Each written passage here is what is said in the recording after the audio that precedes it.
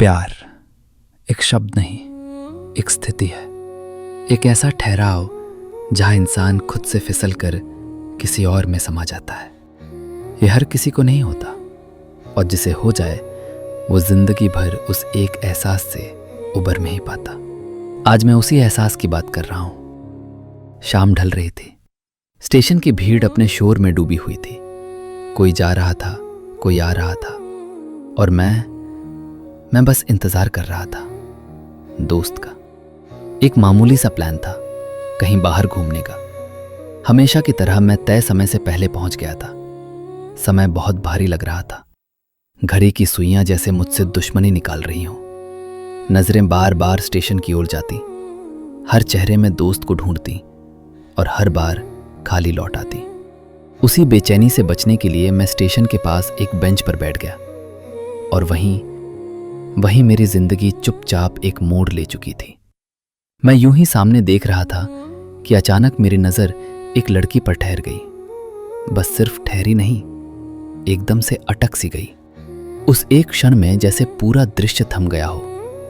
आवाजें धीमी पड़ गईं, भीड़ धुंधली हो गई। मैं कहाँ हूं, क्यों हूं, किसके लिए रुका हूं, कुछ याद नहीं रहा।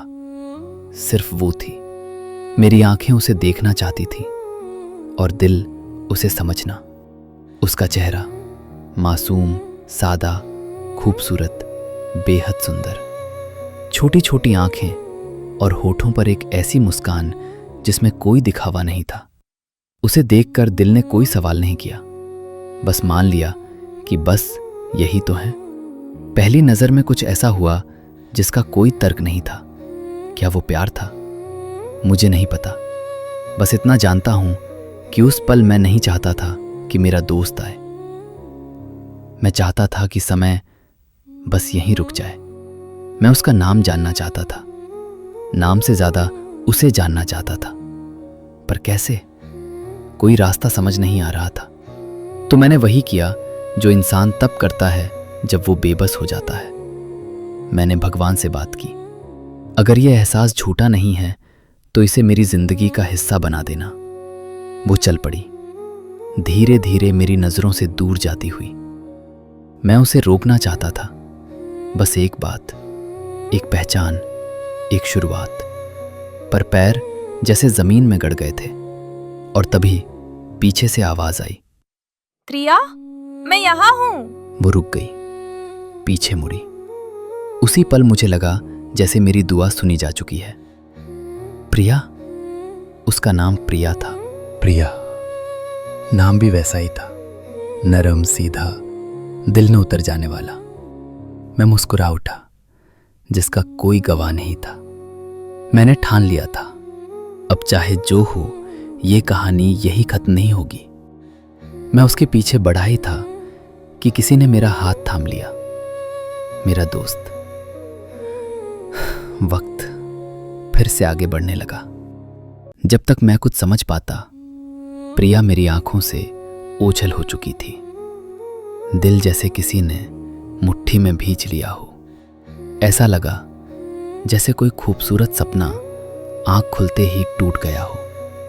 मैं दोस्त के साथ चला तो गया, पर शरीर वहां था, दिल कहीं और।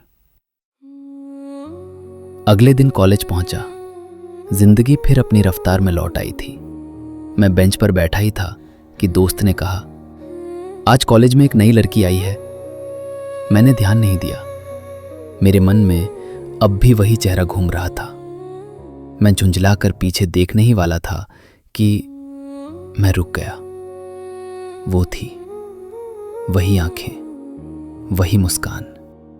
एक पल को तो सांस लेना भूल गया।